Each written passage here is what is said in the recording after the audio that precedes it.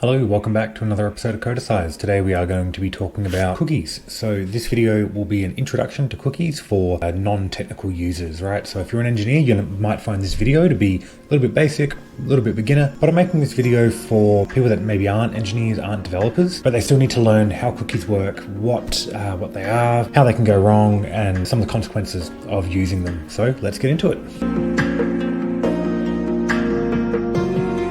This video is being made because I found a few of my colleagues know a bit about cookies and their legal requirements, but not how they actually work from a code level. So I want to prove that not all cookies are evil, and I also want to give some of the practical use cases for cookies, such as authentication, user settings, and tracking. I'll run you through some of the basics, then we'll do a quick demo on how we can use them. So as I said, in this video, we're going to cover what are cookies, how do we use cookies, what are the downsides and concerns about cookies, and then lastly, I'll do a quick demo where we create some cookies and have a bit of fun with them. First of all, they are called cookies, as in fortune cookie, a cookie with a message inside. We use cookies because browsers are stateless, which means they have no memory of what the user has done between a previous page. And as a web application developers, we want to have that state to be able to handle things like authentication and user settings. Cookies are the simplest way to store information in the browser. We can store a lot of information in databases, but when we want to put information in the user's browser itself, then we need to start looking at using cookies. So what are cookies? Cookies are simple key value pairs. For example, the key could be username and the value is codicize. The most important takeaway from this video is that cookies are simply text, and it's the developer, the engineer, that gives meaning to that cookie. When it comes to how we create and use cookies, it's pretty simple. The developer will use code,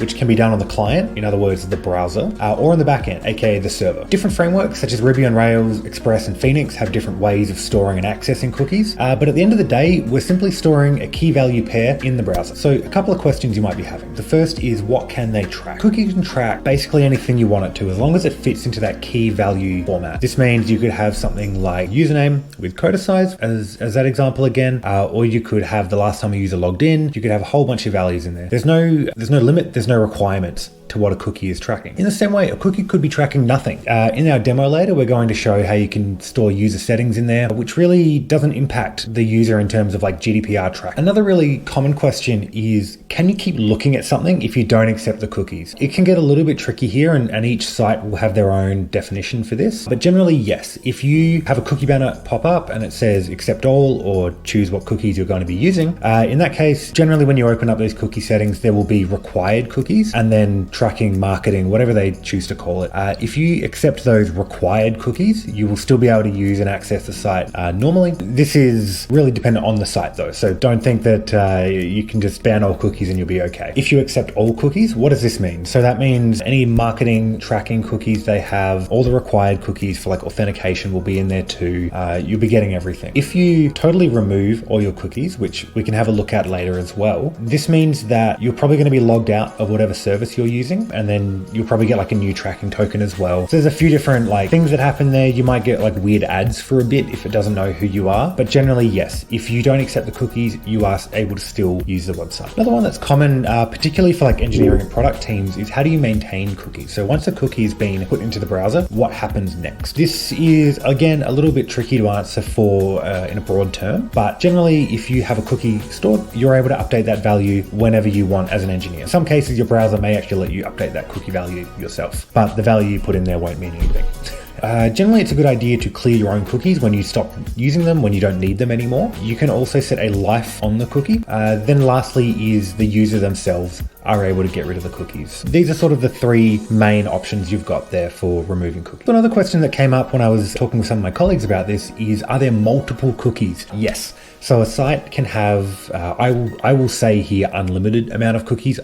I'm sure there would be a limit to it, but I've never come up against that. Basically, you can keep storing cookies into the browser as often as you want, as many as you want, and off you go. There's no limit. Cookies are in the news a lot. There's quite often different privacy laws coming in, different privacy policies from some of the large tech companies like a Google, Shopify, Apple. These companies are really thinking about cookies now, especially as consumers become more aware of where their data is going and the sort of things that can be done with their data, particularly when there are large breaches. So passwords get leaked, delete all of this, it makes people really conscious of where their data's going and what's happening to it. And so on this slide, I'd like to cover some of the concerns we have with cookies. So the two main ones that I've heard from talking to my colleagues is speed and privacy. So the first question that came up is, does adding more cookies slow down a site? I will say not necessarily. I think actually storing 100 cookies in there is not going to change anything with the browser or with the site itself. There's going to be no performance hit there. What does matter is what you're doing with those cookies. So if you're taking in a whole bunch of user settings and then doing a lot of processing on that will slow your site down.